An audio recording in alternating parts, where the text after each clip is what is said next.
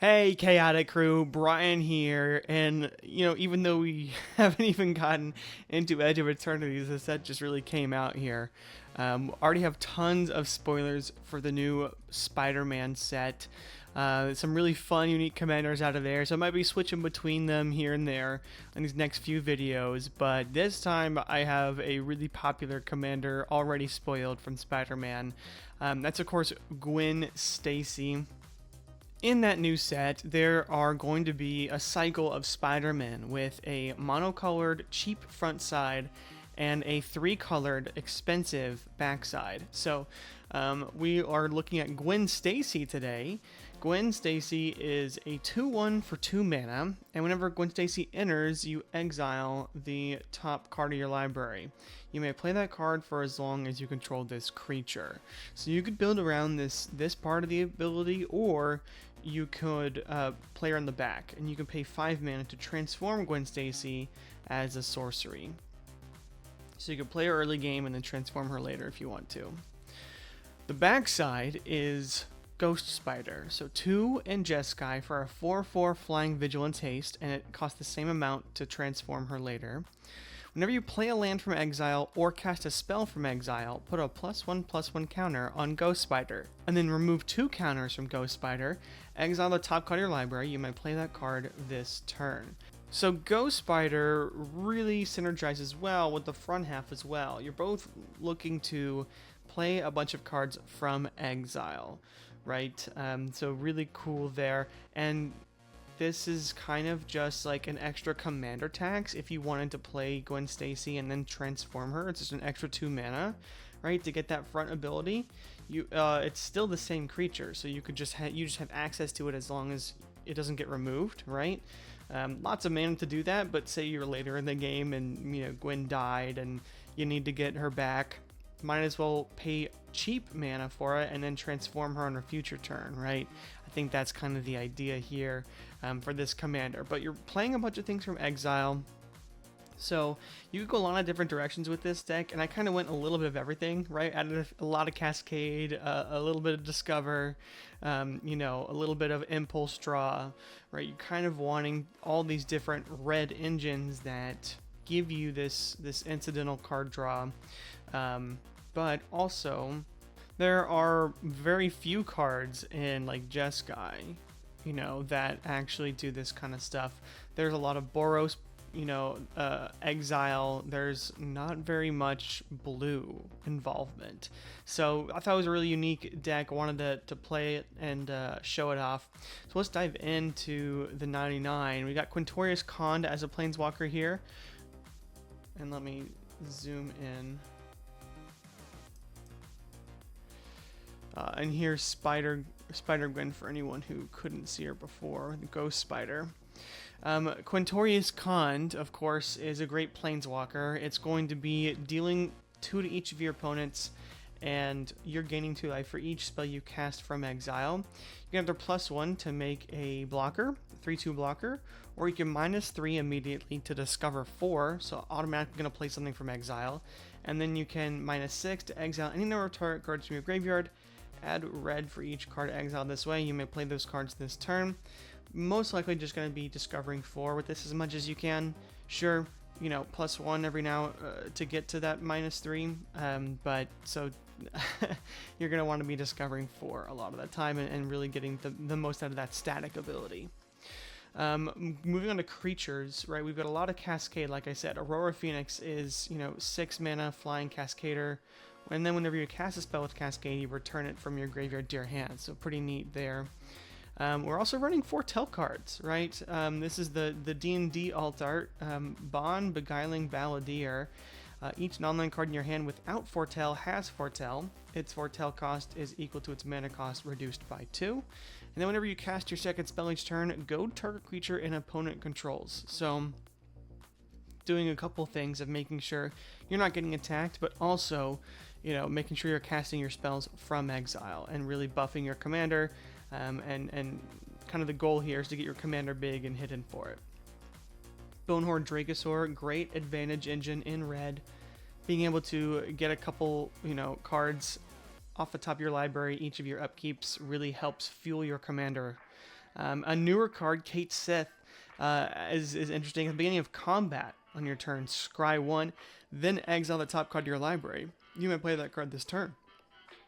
When you exile a card this way, target creature you control gets +X/+0 until end of turn, where X is that card's mana value. So you might miss out on maybe the first card you get when you play this. You just got to be careful because you don't get it back, right? You have to play it this turn, and Kate Sith is kind of the card where you may feel like you want to curve out exactly, but you might want to leave some open mana. It's all good. It just helps run through your deck more. I wouldn't get too butthurt about it, but that is something to keep in mind with Kate Sith, is that you may just be losing the card a lot of times, unless it's like a land. That could be helpful, but yeah, like I said, something to keep in mind. Obviously, it's a +1/+1 counters deck for your commander, so Dreamtide Whale is great. It's cheap and it proliferates, so it kind of does the best of both worlds there. Tali Primal Storm is casting from exile, so just a good top end to have here. Another 6-drop Ethereal Valkyrie, 4/4 flyer. When it enters the battlefield or attacks, you draw a card, then exile a card from your hand face down. It becomes Foretold. Its foretell cost is mana cost reduced by 2. So you're drawing with Ethereal Valkyrie and you are foretelling cards, which is really great. And if you don't remember what foretell is, you typically when you foretell a card, you're paying 2 mana to exile it face down, and then on a later turn as a sorcery, you could cast it for its foretell cost. So this essentially makes your spells that you're going to cast cheaper, even though it's on future turns 2 less. So really great there. Ethereum Horn Sorcerer, a cascade creature that can return itself to the hand, which is really great. We have Lae'zel, Vlaka's champion, to get double the counters on our commander. So for each spell, we could get 2 counters and then remove 2 counters to exile another card. So that's really good there. Ornithopter of Paradise is a good mana dork, especially in Jeskai colors, and could be a blocker later game.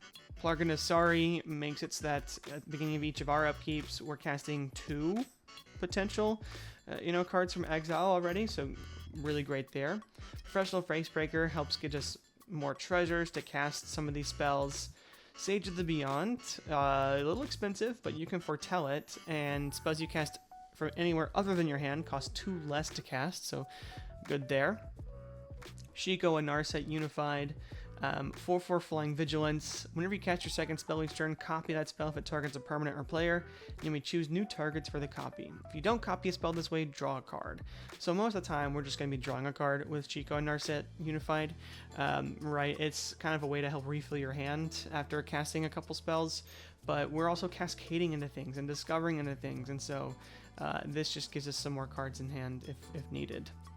Trumpeting Carnosaur, obviously discover 5 when it enters, really great there. Vega the Watcher draws us cards whenever we cast a spell from anywhere other than our hand. Wild Magic Sorcerer gives the first spell we cast from exile each turn cascade.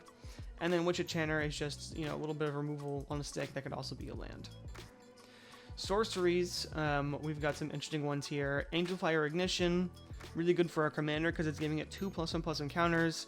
Vigilance, Trample, Lifelink, which are 3 keywords it doesn't have, right? It just has Flying, Vigilance, Haste, so giving it the Trample and the Lifelink is really nice.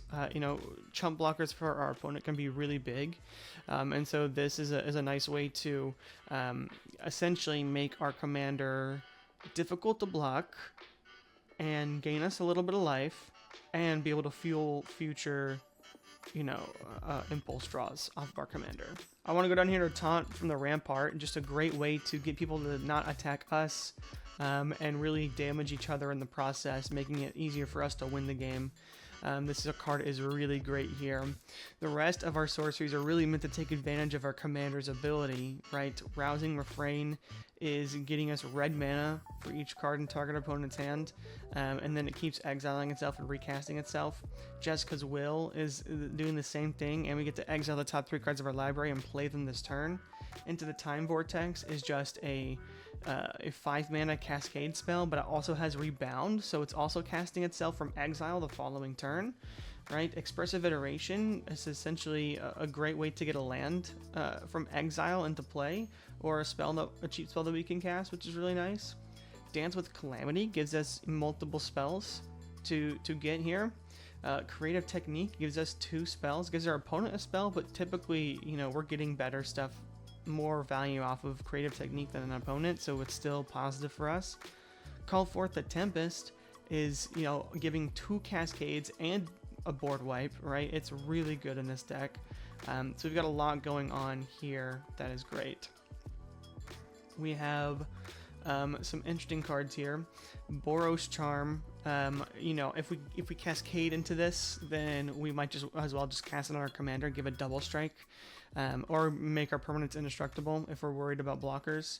That could be something that we could do there. Chaos Warp, obviously good removal. Crush Contraband, good removal. Psych Rift. If you cascade into this, you can still single target, remove it, and it also can be a board wipe. Delayed Blast Fireball is great to cascade into because it kind of is a mini board wipe for your opponents. Experimental Augury, some card selection and you know, essentially proliferates our commander, which is nice. Generous Gift is fantastic removal. Legion Leadership doubles our creature's power and gives it first strike, so really great there. March of Swirling Mist, you know, we could cast it for X equals 0, you know, and up to 0 to our creature's phase out. And you know, we could just cast it to get the counter, but it's also protection if we want it. We're not running any counters in this deck because we're cascading a lot. We are, you know, making it our impulse drawing, so it makes it a lot more difficult to run counter spells. So trying to protect our commander in other ways is helpful. We have Aloran's Searing Light, and you know, each opponent exiles a creature with the greatest power among creatures that player controls. So this is really great here. And then you know, we'll usually deal damage equal to each opponent equal to the power of the creature they exiled. Path to Exile and Swords is removal. Ultimate Magic Holy to, you know, help give our commander indestructible, protect it. So we're trying to run some protection here, but it can be difficult a little bit at times. Alright, and then artifacts, we've got mostly ramp here because, you know, we have want to cast a lot of spells in a turn. It's kind of like a exile spell slinger kind of strategy, and we need mana to do that. So being able to go into these from Cascade also works. Most of the time we're going to be getting an artifact, and you know, making it that so that we can do more the next turn. So Arcane Signet, obviously the Azorius, Boros, and Izzet Signets, Mind Stone, Felwar Stone. We're running the Talismans. Also running Commander Sphere. You know, you could run any 3-mana Rock. Cursed Mirror is also a great one that we're running. But we're running Soul Talisman as well to sort of go into. Even if we suspend it early on, it's good. But if we cascade into it as well, it's also great. Just being able to cast it for free. So that is good there. And then, you know, we have essentially Shadow Spear and Sword of Forge and Frontier. Shadow Spear gives us some lifelink and trample, which is needed on our commander, and Sword of Forge and Frontier gives us more things to exile. Impulse Draw, which is really great there.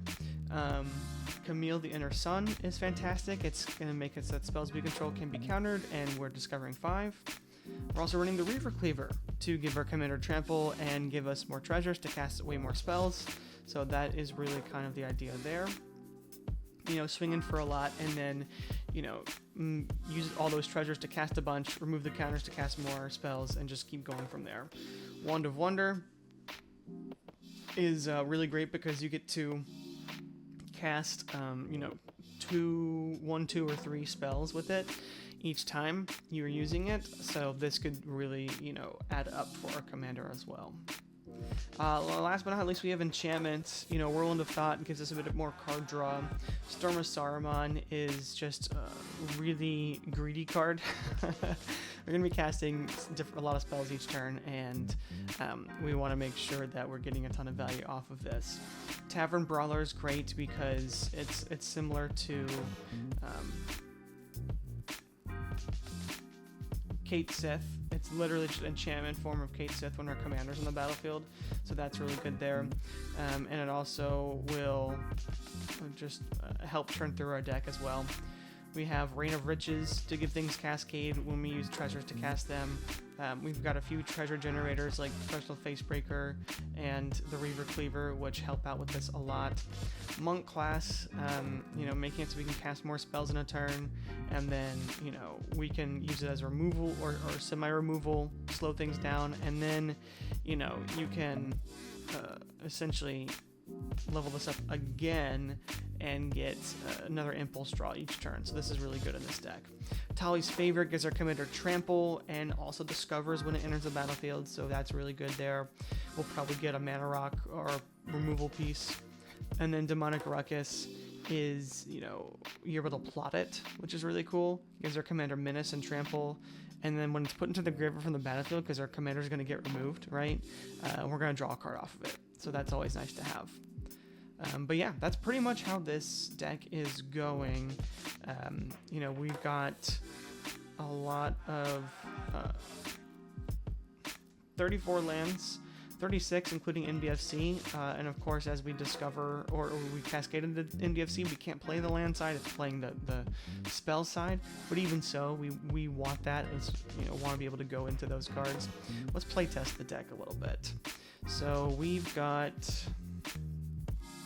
interesting, 2 lands, both are red. We're gonna restart.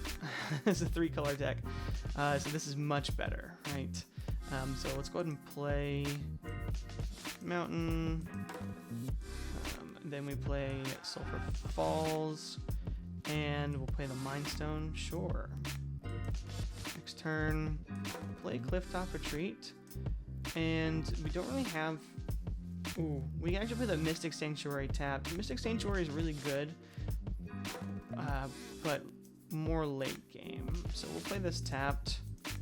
And then we could either play our commander this turn, or we could foretell Delayed Blast Fireball. I think we play our commander. So we will exile this Izzet Signet. Okay, cool. And we can play that whenever we cast as long as our commander's still in the battlefield. So 2-1, not bad. Next turn, we draw a command tower, so we have 5 mana open to us. We could transform our commander. I'm thinking we Rousing Refrain. Okay, and let's say we get 5 mana after this, maybe 6 potentially on turn 4. So, and then it exiles itself. We'll use 2 of it for Izzet Signet. So now we have 3 red mana and then an Izzet Signet. So let's use, we can tap this and Delayed Blast Fireball, or foretell it, or we could cast Delayed Blast Fireball. I like foretelling it better, and then we don't have enough mana to really do anything else, so that's fine. We go to the next turn. Turn 5, Clifftop Retreat. Remove a counter from Rousing Refrain. And we could transform our commander, but we don't really get a whole lot off of that. We might as well just Ethereal Valkyrie. Enters, draw a card, and foretell this Wild Magic Sorcerer. We could also, if we wanted to, play the Delayed Blast Fireball. There's lots we could do here. Playing the Rousing Refrain that turn maybe wasn't the best idea, but it helped ramp us out even more. We could have, I guess, ramped into something else and played like Tavern Brawler to give us a bit more exile stuff, but we're not really paying it off. So maybe I played this a little wrong, I don't know. But let's try restarting. That was a little slow. 1 land, can we risk it for the biscuit? We sure can. Let's go for it. Path of Ancestry tapped. Next turn, Triome tapped. So we have a removal spell if needed. Next turn, we are, okay. Let's try again. Let's try again. Okay, I love this hand a lot more as well. So turn 1, play the Fabled Passage. Oh, actually, no. We'll start with the Plains. Next turn, delayed blast fireball. Interesting. Pay 2. Play Is It Signet. Turn 3. We have the island. And we could cast our commander and foretell delayed blast fireball, and I actually like that. Right, we cast Gwen Stacy.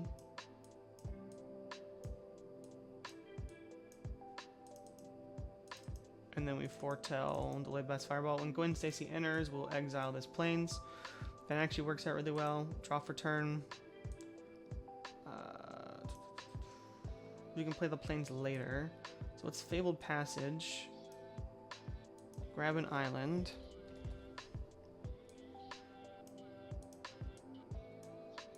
We could transform our commander, which I like. Right? We're not getting any counters on Spider Gwen or on Ghost Spider this turn, but we're set up for next turn. We already hit somebody in for 4, which is nice. And now we wait. So next turn, play the land from exile, becomes a 5/5. Tap 2 for Arcane Signet, or you don't even tap 2 and you cast Delayed Blast Fireball and blow up the field, get another counter. So now our commander's a 6/6. Swing 6. Pass turn. You could totally do that. You could also play a Signet, Taunt for the Rampart, or play Bond and essentially foretell Azoria Signet and Taunt from the Rampart. Or, I guess not quite. You could play Trumpeting Carnosaur instead of Delayed Blast Fireball. If we did that, we'd go into a Generous Gift, which would be helpful. Get a counter on our commander. So lots we could do here. Let's go for another game. Okay. Sure. Let's start off with the Fabled Passage. View library, and we'll do a mountain. Next turn. Plains. Yeah, go ahead and cast our commander. We have nothing else we can do. Vega's really great, and we can go into it next turn. So turn 3, play Vega. Turn 4. Ooh. I like Sage of the Beyond. I like Whirlwind of Thought too, so I think Whirlwind of Thought is the play. Turn 5. Transforming our commander doesn't do anything. I think playing Plarg is ideal. You want to essentially have all these out already, like some of your engines out that let you play from exile when you cast your commander. So that way, yeah, I don't know. It's tough. So you think Gwen Stacy is going to be really strong, but actually I think Gwen Stacy might be pretty slow. Because like even if you get the Ghost Spider, it's really hard to get something off of that the turn you play her. Whereas this Gwen Stacy just lets you, you know, do that. So maybe we play more payoffs for playing things from exile. Or you wait till like a turn later to cast your commander while you have a land from or transform your commander while you have a land from exile off of Gwen Stacy, and that's how you get the, you know, the immediate payoff, just getting a counter on it. But then that's just a counter. It just becomes a 5/5. So I don't know. It doesn't play as great as I'd love it to. Let me know in the comments how you'd edit the deck. You know, what you would put in, what you would take out. I think we did a good job, but most of our cards that we really want to be casting are expensive. And so finding a way to ramp out better, like maybe get more ramp, double the ramp we have so we can just go really fast. I don't know. That could be a good option. But yeah, I think people are going to play this deck and not realize that it's not super fast. It may not be good enough for your play group. I don't know. Either way, I hope you had fun. Hope you maybe got a couple ideas from this video. If you did, leave a like and subscribe to the channel. We're definitely going to be going over different decks and precons as the year goes on, so make sure to stay tuned in for that. But otherwise, see you next time. Bye.